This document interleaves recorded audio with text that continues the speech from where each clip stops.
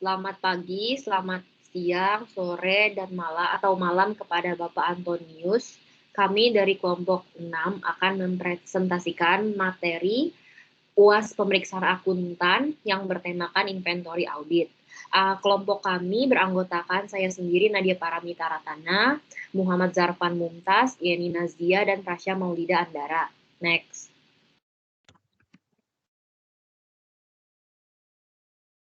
Berikut ini adalah prosedur audit yang dilaksanakan dalam audit tahun 2019 atas siklus persediaan dan pergudangan PT Jalan Sukses.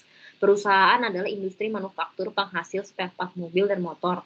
Nilai persediaan pada PT Jalan Sukses adalah 21,15 miliar rupiah.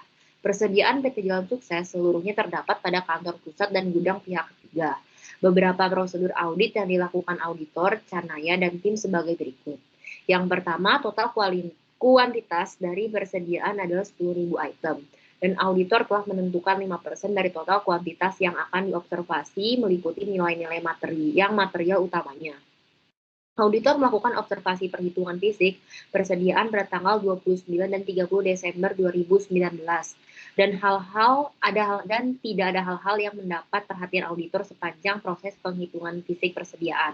Auditor juga telah mendapat lembar perhitungan fisik persediaan yang berisi daftar dari persediaan klien. Dan auditor yakin atas data yang diberikan klien. Yang kedua, jumlah nilai persediaan yang disimpan pada gudang pihak ketiga sekitar 25% dari total persediaan PT Jalan Sukses. Auditor telah mengirimkan surat secara langsung kepada pihak ketiga, PT Warehouse, namun konfirmasi belum dibalas hingga tanggal audit report. Next.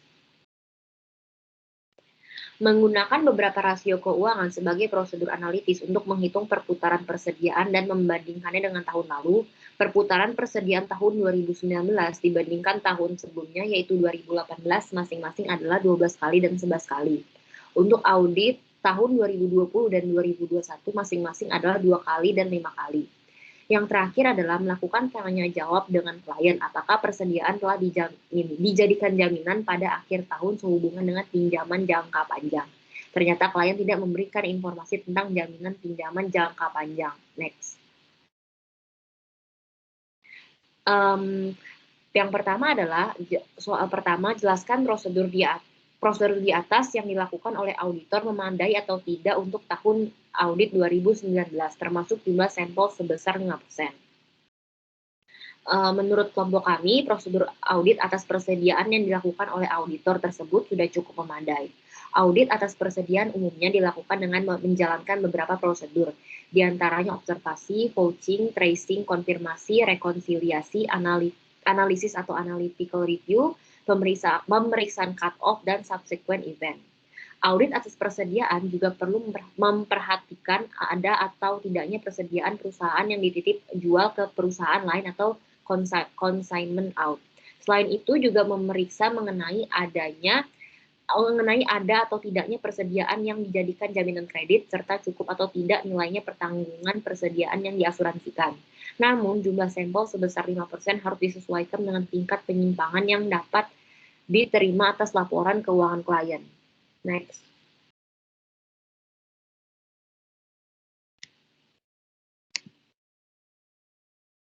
Yang kedua yaitu jelaskan jenis bukti-bukti audit yang terkait dengan kasus di atas, poin A sampai D. Yang pertama, final inventory list atau kartu persediaan.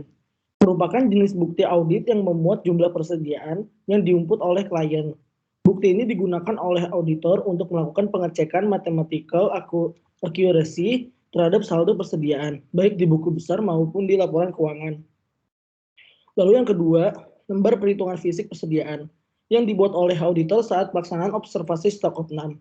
Bukti ini dicocokkan dengan final inventory list yang dibuat oleh klien dan bukti telah dilakukannya test count atau uji perhitungan. Next. Lalu yang ketiga, konfirmasi. Konfirmasi ini merupakan jenis bukti audit yang dikirimkan kepada pihak ketiga sehingga memuat kekuatan keandalan yang tinggi. Untuk nilai materialitas yang tinggi, konfirmasi merupakan bukti audit yang diperlukan. Konfirmasi audit atas persediaan dikirimkan kepada beberapa pihak, antara lain pengelola gudang, perjanjian kredit, dan notulen rapat.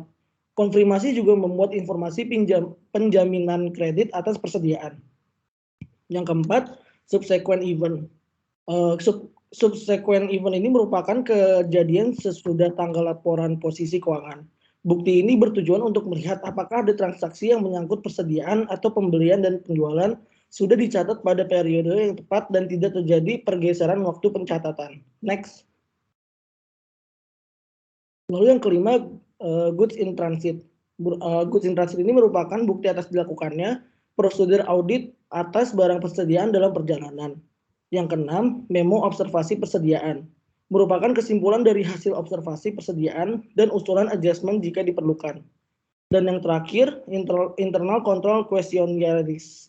Merupakan bukti audit atas prosedur pemeriksaan internal control atas persediaan.